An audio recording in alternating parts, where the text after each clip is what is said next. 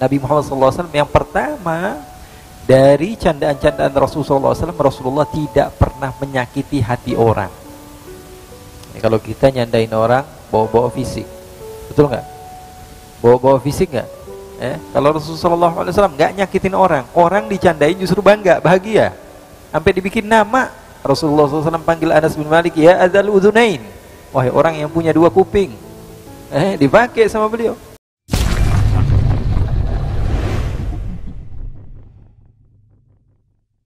Kehidupan Rasulullah SAW begitu indah, kehidupan Rasulullah SAW begitu cerah. Kehidupan Rasulullah SAW, sahabat Ibn Umar ditanya, apakah sahabat mereka yadhakun, mereka tertawa? Kata Ibn Umar, na'am yadhakun, mereka tertawa, tapi hati mereka dengan keimanan seperti gunung yang kokoh tidak akan tergoyangkan. Mereka tertawa di siang hari, tapi di malam hari mereka seperti orang-orang yang layu dan menangis di hadapan Allah Subhanahu wa ta'ala. Mudah-mudahan Allah Subhanahu wa ta'ala berikan kepada kita keberkahan dari kisah-kisah baginda Rasulullah SAW. Dan insyaAllah di minggu yang akan, bulan yang akan datang, insyaAllah kita akan bercerita kemarin tentang ibu bapak Rasulullah SAW ketika menikah. Jadi kita kisah ini dari awal, tapi masih sampai Rasulullahnya belum lahir. Nggak apa-apalah, kita cerita sedikit demi sedikit. Dan insyaAllah kita khatamkan sampai Rasulullah SAW hijrah ke kota Madinah dan seterusnya sampai kita memahami betul siapa itu baginda Rasulullah SAW dan kita memahami kisah hidup baginda Nabi besar Muhammad sallallahu alaihi wasallam. Ada sedikit waktu mungkin tanya jawab sebelum salat. Tafadhol, silahkan. Bismillahirrahmanirrahim. Assalamualaikum warahmatullahi wabarakatuh. Habib izin bertanya. Tadi dikatakan bahwasanya para sahabat itu ketika siang hari tertawa dan bercanda. Bagaimanakah para sahabat dan Rasulullah SAW itu ketika bercanda? Apakah ada hal-hal yang mereka jaga atau mereka bercanda sekedarnya saja karena khawatir terlalu berlebihan? Itu saja Habib. Assalamualaikum warahmatullahi wabarakatuh. Waalaikumsalam warahmatullahi wabarakatuh. Memang betul sahabat-sahabat Rasulullah SAW dan Rasul sendiri juga begitu. Rasulullah SAW menunjukkan kepada kita bahwa tidak selamanya agama Islam itu mengajak kepada kesedihan. Tidak, agama Islam mengajak kepada indahnya kasih sayang Allah Subhanahu wa ta'ala. Namun tetap ada batas-batasnya. Nabi Muhammad SAW yang pertama dari candaan-candaan Rasulullah SAW, Rasulullah tidak pernah menyakiti hati orang. Kalau kita nyandain orang bawa-bawa fisik, betul nggak? Bawa-bawa fisik nggak? Kalau Rasulullah SAW nggak nyakitin orang, orang dicandain justru bangga, bahagia, sampai dibikin nama. Rasulullah SAW panggil Anas bin Malik, ya adzal udhunain, wahai orang yang punya dua kuping, dipakai sama beliau namanya. Rasulullah panggil Abu Hurairah, ya Aba Hirrah, dipakai sama beliau karena bangga. Sayyidina Ali bin Abi Thalib dipanggil sama Rasulullah, ya Aba Turab, wahai bapaknya apa? Debu. Tapi Sayyidina Ali mengatakan tidak ada nama yang lebih membuat saya bangga dan bahagia melebihi nama yang dikasih oleh Nabi. Karena Sayyidina Ali bin Abi Thalib pernah ada sedikit perbedaan pendapat dengan Siti Fatimah, ya, sekelas Sayyidina Ali aja nggak selamat dari yang namanya apa? Yang namanya apa? Pertengkaran rumah tangga. Sayyidina Ali pergi kemana? Kalau bertengkar pergi ke masjid. Pergi ke masjid, akhirnya apa yang beliau lakukan?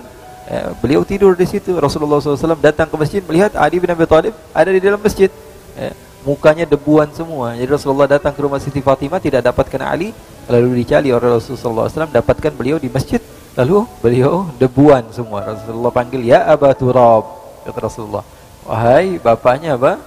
Wahai bapaknya debu. Kata Sayyidina Ali, tidak ada nama yang lebih membuat saya senang melebihi panggilan dari Rasulullah SAW. Artinya apa? Yang pertama, syaratnya tidak menyakiti orang lain. Yang kedua, candaan Rasulullah tidak ada dustanya sama sekali. Bahkan salah seorang di antara mereka bilang ke Rasulullah, ya Rasulullah, Usamah bin Zaid diajak naik ontak bareng, Fulan bin Fulan dijadikan bareng, ya Rasulullah, kapan saya diajak juga, diboncengin sama Rasulullah? Kapan? Pengen juga, kata ini anak datang ke Rasulullah. Kata Rasulullah, sa'ahmiluka ala waladin naqah, nanti kapan-kapan nanti kamu saya bonceng, kata Rasulullah SAW, naik anak unta. Kata dia bilang, ya Rasulullah, gimana caranya naikin anak unta ya Rasulullah, saya lebih gede dari anak unta. Kata Rasulullah, unta yang gede emang anak siapa? Ya Rasulullah bercanda, tapi Rasulullah nggak dusta. Ya, jadi unta yang besar dikira anak kambing gitu, bisa jadi ada unta besar. Enggak, unta yang besar juga anaknya unta. Rasulullah bohong nggak? Nggak bohong. Rasulullah SAW tidak bohong. Jadi syarat yang pertama adalah tidak ada dusta di dalam candaan, dan yang kedua tidak menyakiti hati orang lain. Orang yang berdusta ketika berucap supaya orang lain tertawa, kata Rasulullah SAW, wailullah, kecelakaan bagi dia. Ya, Rasulullah SAW bahkan dalam riwayat Muslim, Rasulullah menceritakan sesuatu sampai Rasulullah tertawa.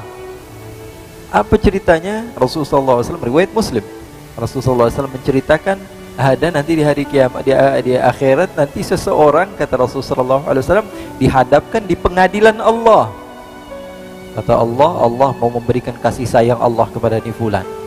Akhirnya dia dihadapkan di satu tempat, dia melihat amalan-amalan yang pernah dia lakukan dari dosa-dosa.